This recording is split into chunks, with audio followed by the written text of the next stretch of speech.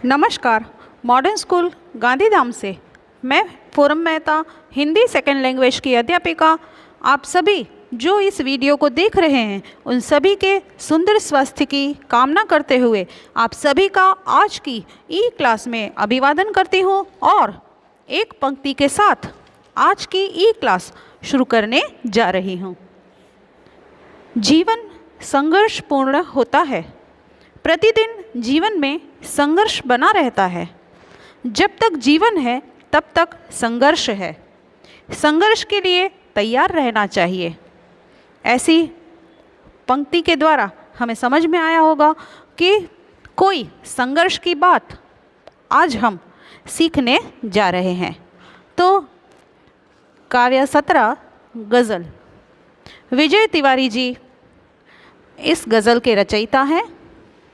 विजय तिवारी का जन्म गुजरात के अहमदाबाद में 1963 में हुआ था। इन्होंने गुजरात विश्वविद्यालय से अनुस्नातक तथा बीएड की उपाधि प्राप्त की और अध्यापन कार्य से जुड़ गए। अपने अध्यापन काल से ही इन्हें लेखन का शौक था। ये मूलतः कवि तथा गज़लकार हैं। अनेक पत्र पत्रिकाओं में इनकी रचनाएं प्रकाशित हैं। निर्झर तथा फल खाए शजर इनके प्रसिद्ध गज़ल संग्रह हैं।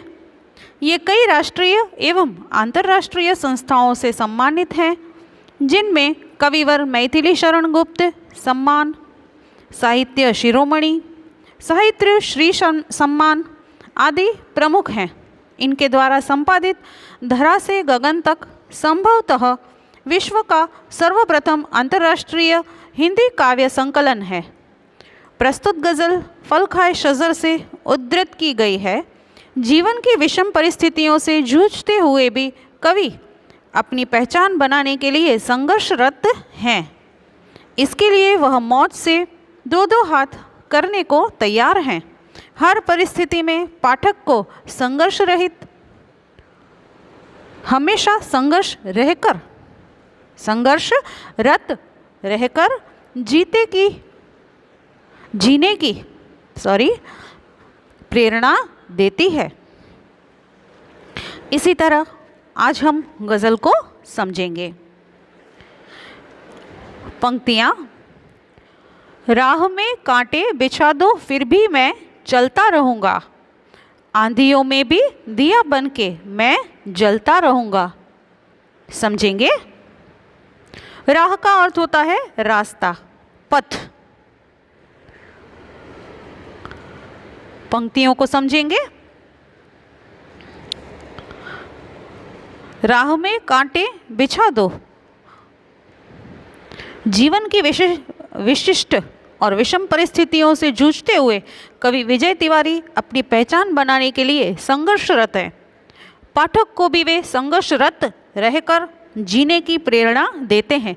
वे कहते हैं कि मेरे रास्ते में यदि कांटे बिछा दें, कठिनाइयाँ आए, कांटों का अर्थ होता है कठिनाइयाँ आए तो भी मैं चलता रहूँगा, आंधियों में भी दिया बन के मैं जलता रहूँगा। कितनी भी आंधियाँ आ जाए, तूफान आ जाए, ऐसी परिस्थिति में भी दिया बन के मैं जलता रहूँगा, संघर्ष करता रहूँगा, लड़ता रहूँगा। फाइटिंग स्पिरिट जो है मुसीबतों के सामने, वो कभी भी हमारे अंदर ख़त्म नहीं होनी चाहिए। ऐसी बात जो है वो यहाँ पर प्रस्तुत की गई है। नेक्स्ट पंक्तियों को सीखेंगे। तान कर सीना हमेशा मौत से लड़ता रहूँगा, शान से मरकर दिलों में तो सदा पलता रहूँगा। समझेंगे। कवि कहते हैं मौत के सामने मुकाबले के लिए सदा लड़ता रहूँगा, बेहद सम्मान पाने के लिए मैं अन्य के दिलों में सदा चलता रहूँगा, पलता रहूँगा।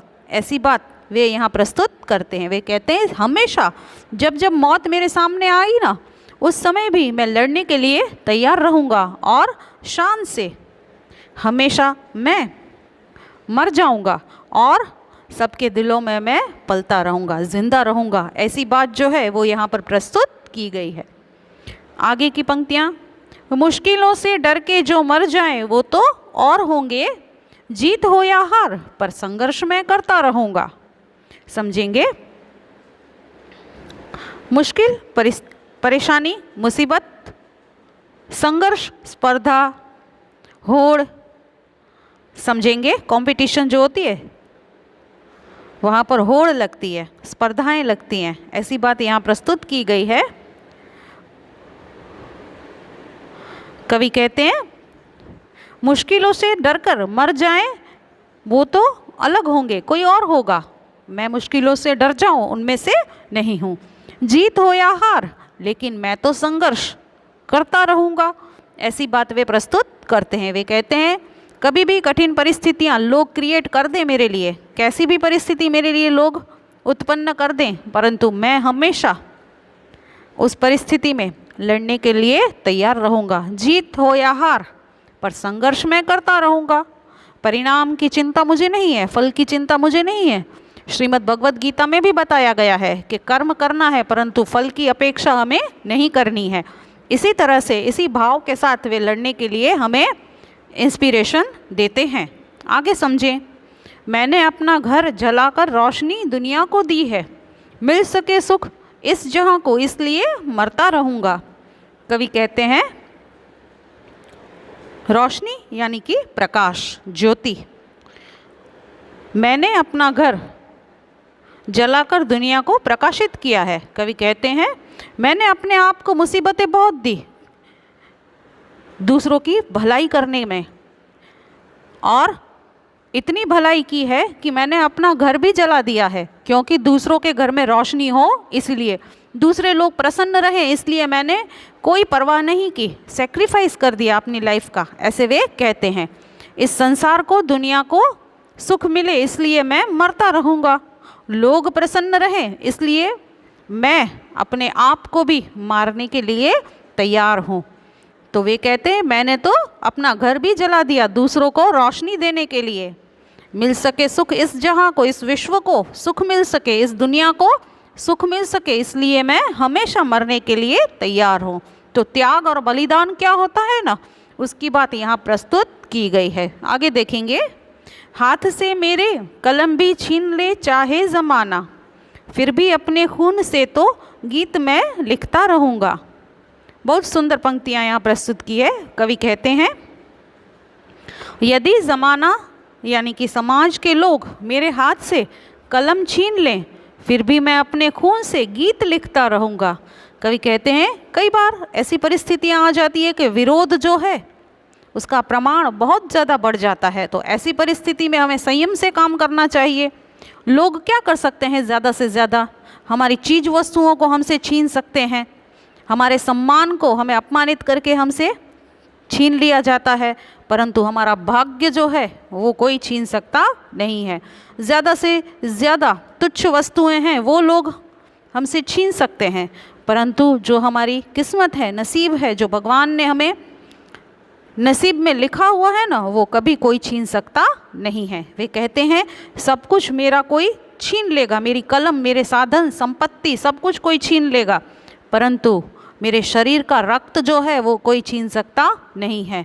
मैं अपने खून से गीत जो है वो लिखता रहूँगा। तो फाइटिंग स्पिरिट जो है वो कभी ख़त्म होनी चाहिए नहीं, चाहे कितने ही लोग आपके विरोध में हो, परंतु आप अकेले ही फाइट करने के लिए हमेशा खड़े रहें, ऐसी बात यहाँ प्रस्तुत की गई है। आगे देखेंगे। सोचता हूँ मौत से भी आज दो दो हाथ कर लूँ, मिट गया तो भी सदा इतिहास में बनता रहूँगा। कवि कहते हैं कि मौत से युद्ध करने के लिए भी आज मैं सोचता हूँ, इसी युद्ध में यदि मैं मिट गया, मर गया, तो सदा के लिए मैं अमर हो जाऊँगा। लोग मुझे याद तो करेंगे कि ये डरपोक नहीं था, कायर नहीं था, किसी के पीछे छुप के कभी ये कोई कार्य नहीं करता था, सामने आके ये हमेशा फाइट करके लड़ता हुआ मर गया। ऐसा वे कहते हैं कि हमें हमेशा खुद अपनी लड़ाई लड़नी चाहिए, कभी किसी के ऊपर निर्भर रहना चाहिए नहीं। मौत भी प्रत्यक्ष देख लें तो उससे भी फाइट करने के लिए हमें तैयार रहना चाहिए। अगर हम मिट गए तो भी इतिहास हमें याद करता रहेगा, ऐसा वे कहते हैं। आगे देखेंगे, चाहता हूँ बस यही बन जाऊँ अगर मैं विजय सा, तो मुसीबत में भी फिर मदमस्त हो हंसता रहूँगा। कवि कहते हैं कि मैं ये चाहता हूँ कि मैं विजय की तरह बन जाऊँ, ऐसा चाहता हूँ, मुसीबत में भी निश्चिंत होकर मैं हंसता रहूँगा। वे कहते हैं कि मैं भी विजय जैसा बनना चाहता हूँ कि जब भी परेशानियाँ मुसीबत आ जाए, ऐसे समय में भी मेरे फेस के ऊपर कभी भी कोई दुख जो है वो मैं प्रकट ना करूं, हमेशा मैं मदमस्त होके मुसीबतों में भी हंसता रहूँगा। अगर ये चीज़ें मेरे अंदर आ गई, ये मैं विश्व में लोगों को समझाना चाहता हूँ। कवि ऐसा कहते हैं कि जब भी मुसीबत आए उस समय हंस दिया करें तो अपनी मुसीबत जो है वो समाप्त हो जाती है। इसी तरह से हमें प्रेरणा देते हुए विजय तिवारी जी कहते हैं कि जीवन में हमेशा हमें संघर्ष जो है वो करते रहना चाहिए। ऐसी बात उन्होंने इस गज़ल के द्वारा हमें समझाने का प्रयास किया है। गृह कार्य देखेंगे, सविस्तर उत्तर दीजिए। फर्स्ट, सुख शांति के लिए कवि क्या करना चाहते हैं?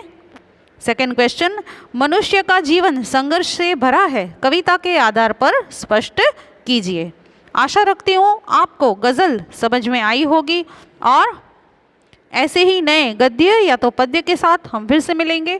आप सभी जो इस वीडियो को देख रहे हैं उन सभी के सुंदर स्वास्थ्य की कामना करते हुए आप सभी का धन्यवाद।